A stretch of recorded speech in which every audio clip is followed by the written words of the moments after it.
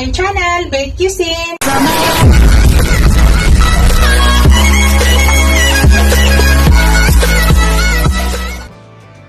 Hello guys! Today's video guys, magluluto tayo ng seafoods. At ito po yung ating seafoods guys. Yan, mayroon tayong shrimp. Mayroon tayong pusit, lumot. Yun po yung gagamitin ko. At mayroon tayong tahong. So malinis na lahat yan guys. Ready to cook na. So, ito, lagyan po natin ng mais. Yung mais ko, guys, ay nalaga ko na yan ng bahagya para madali na lang siya lutuin mamaya. Hindi na natin palambutin. So, malambot na yan, guys. So, maglagay tayo ng, ayan, patatas na maliliit. At nalaga ko na rin yan ng bahagya, guys. So, maglagay tayo ng maraming ginger.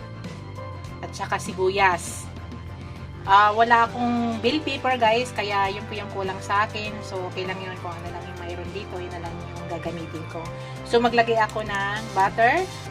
At maglagay ako ng konting mantika mamaya, guys. Tapos yan, maglagay ako ng sweet chili soy sauce. Tapos gusto namin maanghang. Kasi hindi ito masyado maanghang. Magdadagdag ako ng chili sauce. At saka maglagay tayo ng oyster sauce.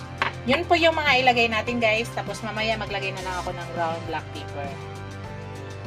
Let's go guys! Umpisa na natin pagluto guys. Hello guys! Start na tayo guys. Yan, nagpainit ako ng kawali. So ito yung paglutuan natin.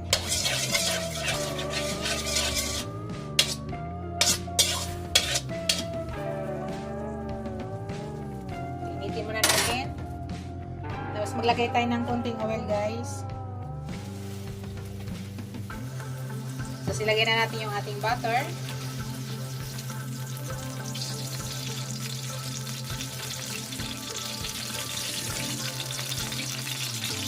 Nasa inyo guys kung ano kadaming ilagay nyo.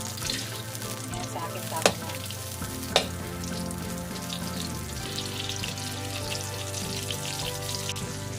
Yan guys, ilagay na natin yung ginger natin. Dinamihan ko ng ginger guys kasi nakakaalis to ng lansa. Dahil seafoods ko yung ating lulutuin. So yan, maraming ginger. Dito ay hindi na ako naglalagay ng garlic. So ginger lang na marami. Tapos maglagay lang tayo ng onion. Gusto ko sana dito guys, white onion. Wala naman akong white onion dito. So, okay na tong ano guys, purple. So, ang gawin natin guys, palabasin muna natin yung amoy ng ginger. Kasi nakakatulong to guys, matanggal yung lansa ng ating seafood. So, hintayin lang natin na medyo umamoy. Lumabas yung aroma ng ating ginger. Yan guys, amoy na amoy ko na. Ilagay na natin yung ating onion. Tapos mamaya guys, mag-add din ako ng onion. Ito lang yung ating panggisa ng onion. Kaya dapat white onion yung ilalagay natin mamaya. Pinakahuli kasi lang wala akong white onion. So pwede na yan guys. So lutuin lang muna natin yung onion. Para lumabas yung aroma niya.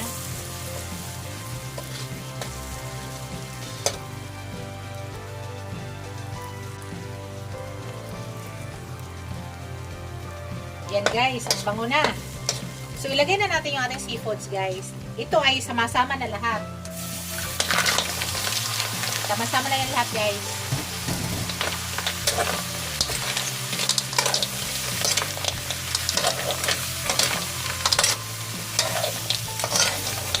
Medyo matagal na rin guys, hindi ako nagluto nito. Kung mapansin nyo sa vlog ko, medyo ilang buwan na. O taon na yata bago ako last magluto nito.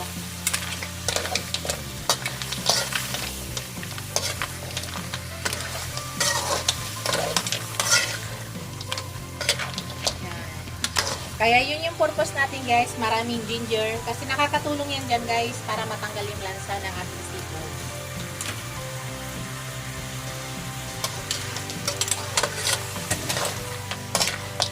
So, lutuin muna natin bago tayo maglagay ng kanyang mga sauce. Para maigisa muna dito sa ginger ang ating seafoods.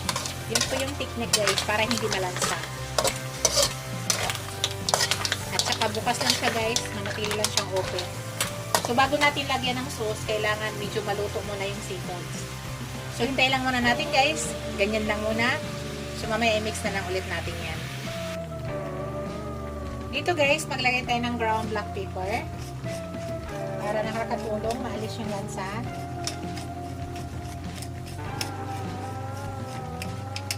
Iwasan nyo muna maglagay ng sauce guys ha. Para sa akin guys ha, yun po yung aking technique. Iniiwasan ko muna maglagay ng sauce habang hindi pa masyado luto yung seafoods. Kailangan bahagyang maluluto muna para maano muna yung lansa niya. Nagigisa muna maigi natin sa kanyang ginger. Dagdagan ko pa guys ng ground black pepper. Kung kayo ay maalat magtimpla guys, pwede kayo maglagay dito ng patis. Kami ayaw kasi namin ng maalat, kaya sa paglasa namin hindi na kami kailangan maglagay ng patis. Dahil ang ating seafoods, may lasa na yan. Yung mga ilalagay natin ingredients, may lasa na yan.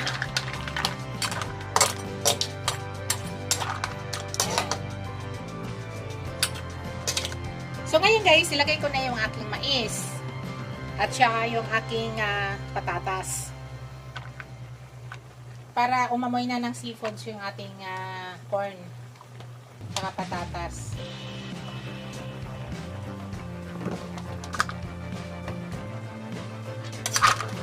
Tapos i-mix lang natin para maghalo-halo sila.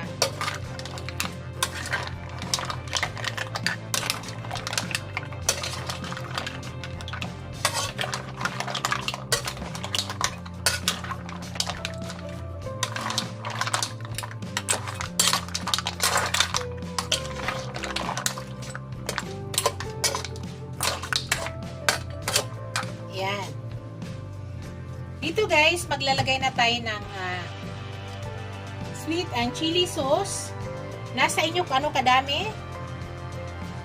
Sa akin, ayaw ko ng sobra. Tama lang guys. So, hindi ko muna siya ubusin. Tapos maglagay ako ng oyster sauce.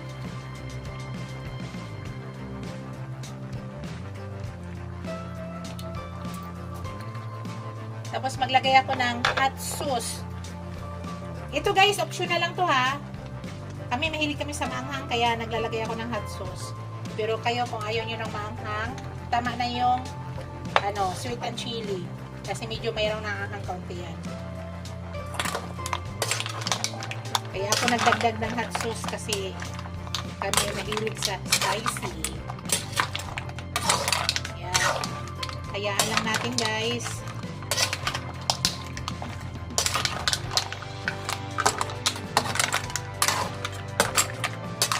Hayaan na muna natin mag-absorb yung sauce dito sa ating seafoods.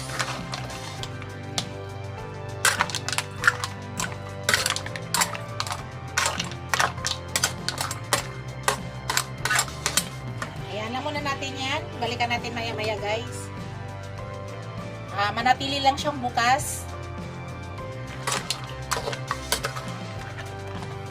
Malapit na to guys. Pinapa-absorb lang natin yung sauce sa kanyang sa seafoods para lasang-lasa. Huwag naman tagalan guys ha, kasi pangit din mag-overcook. So, kailangan tama lang siya. Hindi dapat mag-overcook.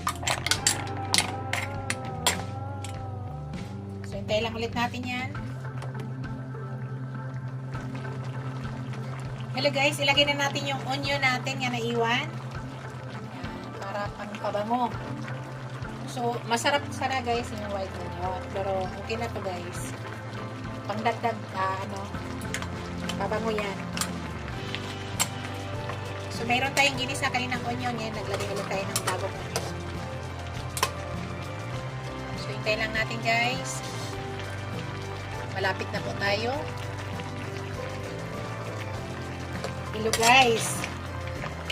Luto na to guys.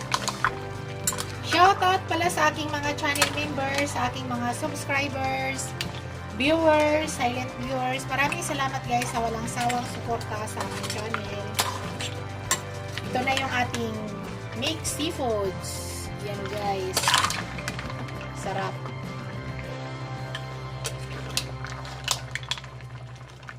Okay na siya guys. Luto na. Thank you for watching. Bye!